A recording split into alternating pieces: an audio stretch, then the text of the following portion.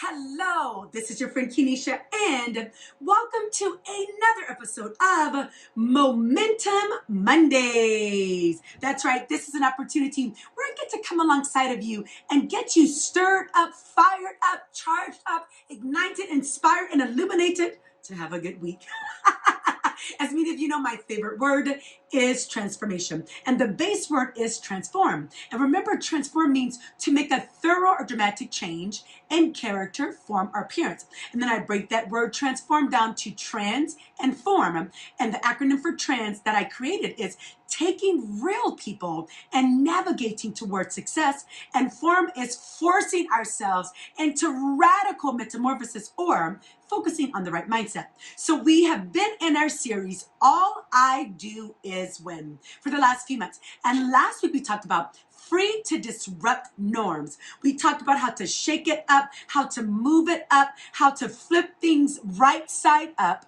But this week we're going to talk about free to ignore opposition.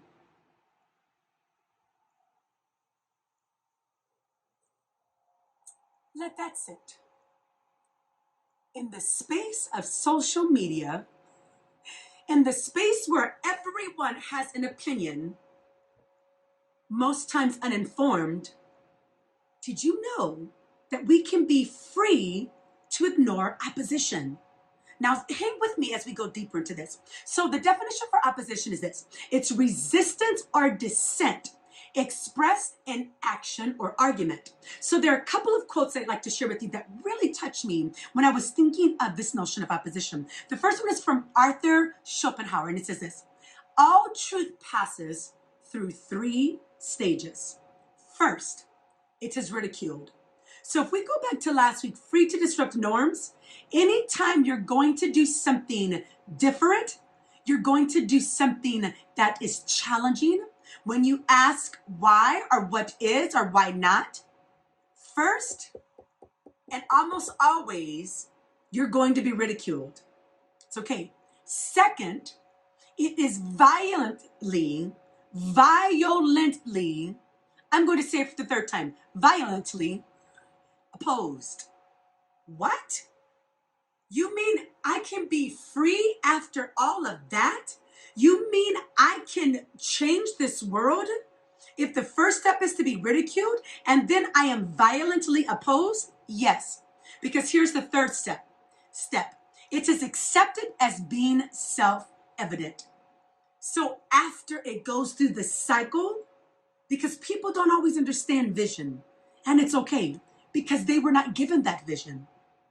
But if you can make it through those stages, you can make a change. So the second quote is by Paul Newman. It says this: if you have no enemies, this is a tough one, you have no character. Taking a stand always creates opposition. So if you are taking a stand on a law, on a precept, on a standard, on a principle, if you are disrupting norms, as we talked about last week, you are going to have opposition. You're going to have dissenters, and sometimes it causes for you to have enemies. It's okay, because when you take a stand and when you're wanting to be innovative, you're going to have opposition. And then the third one is from Rick Warren, this third quote. He says, great leaders inspire. They maintain a hopeful attitude, even in the face of discouraging setbacks. Even in the face, and I'm going to throw this in myself, negative social media posts.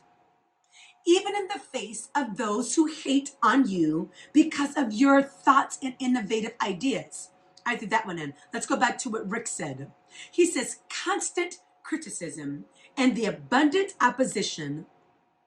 He says, people don't follow discouraged leaders. They follow those who persist with hope. So when you have opposition, know that you are in good company. So this brings me to Ashley Graham, and I absolutely love her story because she broke out on the scene, and she calls it this, for curvy girls. She, in 2016, she made history in more ways than one. It says she became the first plus size model to be on the cover of Sports Illustrated and Vogue, the UK. She even has this, a Barbie that was made to look like her. And they say that the Barbie has no thigh gap. If you know what I mean, throw both of your hands in the air. I'm going to repeat that. She is a Barbie made after her. And with the Barbie, there's no gap between the thighs. That's because she's curvy. So do you think she didn't have opposition? Of course she did. But she continued to push forward. It even says this. It says she didn't just want to make a name for herself. She wanted to change perspectives on the beauty industry.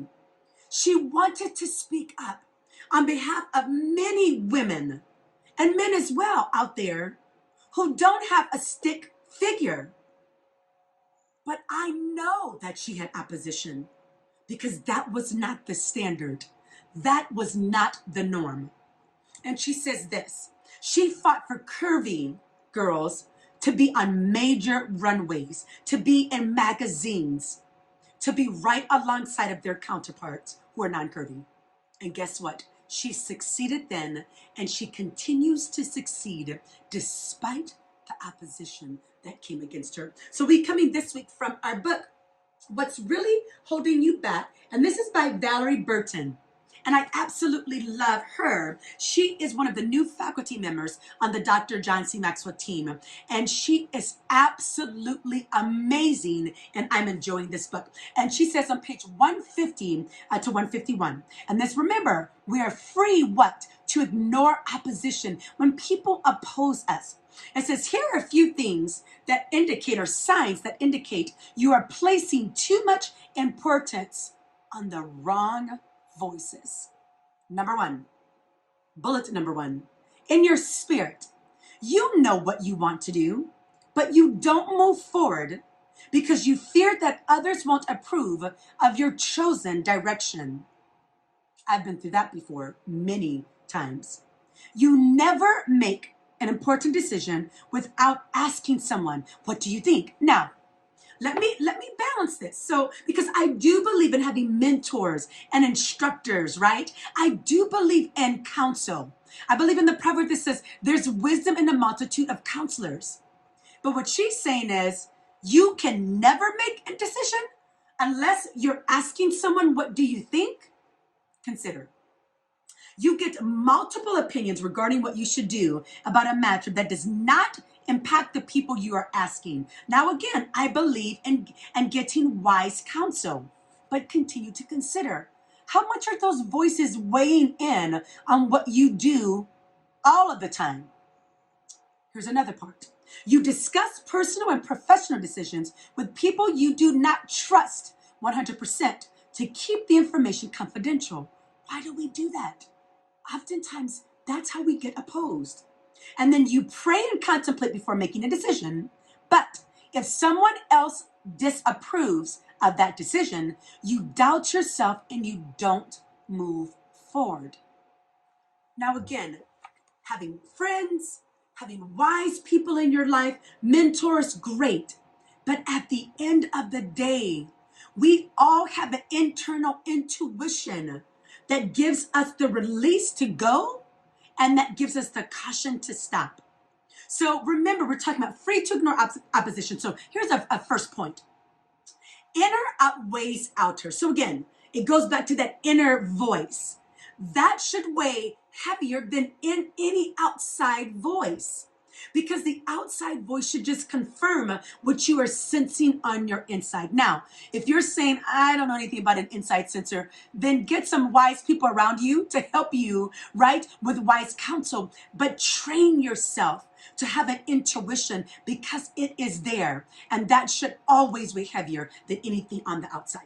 And then value, not vote. So I'm going to value your opinion, but I'm not going to give people a vote on what I'm supposed to be doing that I know I'm supposed to be doing. And then ignore intimidations. There will be opposition that will be opposition just to intimidate you. Don't listen. Ignore intimidations.